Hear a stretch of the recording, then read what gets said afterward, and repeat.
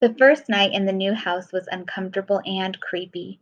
Without furniture or a bed, Riley had to sleep in a sleeping bag on the floor. All the sounds of the city outside her window were loud and strange.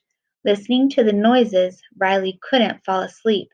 Inside headquarters, the emotions were stressing out. Was it a bear? It's a bear, Fear said, controlling the console. There are no bears in San Francisco, Disgust said. I saw a really hairy guy, Anger said. He looked like a bear. I'm so jumpy, Fear replied. My nerves are shot. As Joy gazed at the memory shelves, the other emotions talked about what a disaster the move had been. They blamed Joy for telling them that things wouldn't change when they moved. They had assumed they would be as happy in San Francisco as they had been in Minnesota. Joy tried to reassure them.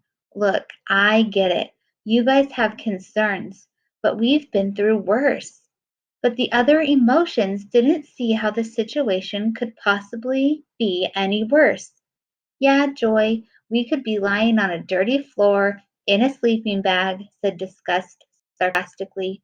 But think of all the good things that they didn't want to hear any more of Joy's positivity. No, Joy, Anger interrupted. There's absolutely no reason for Riley to be happy right now. Let us handle this. I say we skip school tomorrow and lock ourselves in the bedroom, Fear said. We have no clean clothes, Disgust agreed. I mean, no one should see us. Yeah, we could cry until we can't breathe, Sadness offered. Joy tried to get everyone to calm down. Now hold on, she said. We all have our off days. You know, I. Then Mom appeared in Riley's doorway. The mom bad news train is pulling in, said Anger. Toot, toot. Mom sat down next to Riley and gave her an update on the moving van. It was going to take even longer to arrive. Toot, toot, toot, Anger shouted. Joy sighed and backed away from the console as Mom went on to explain how stressed Dad was about his new business venture. Anger stepped up to the console, gearing up for some major scowling action. But Mom surprised them. I guess all I really want to say is thank you. The emotions were confused. Mom talked about how pleased she was that despite the rough situation, Riley had continued to be their happy girl.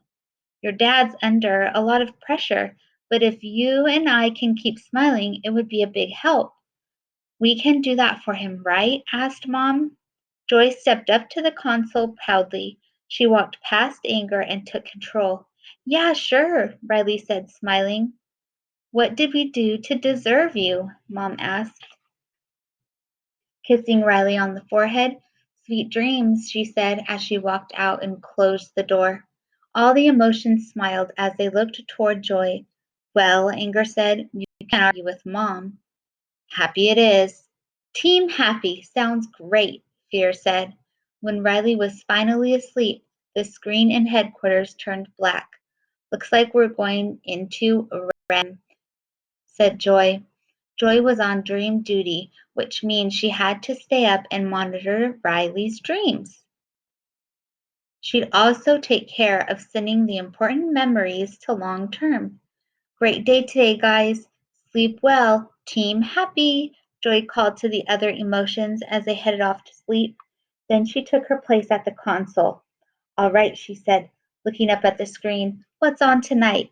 Dream Productions? Joy couldn't wait to see what the movie studio in Riley's mind world came up with for that evening. The dream began with Riley's family happily flying through the sky in their car. Then the car landed in front of a frightening haunted house with a mouse ghost.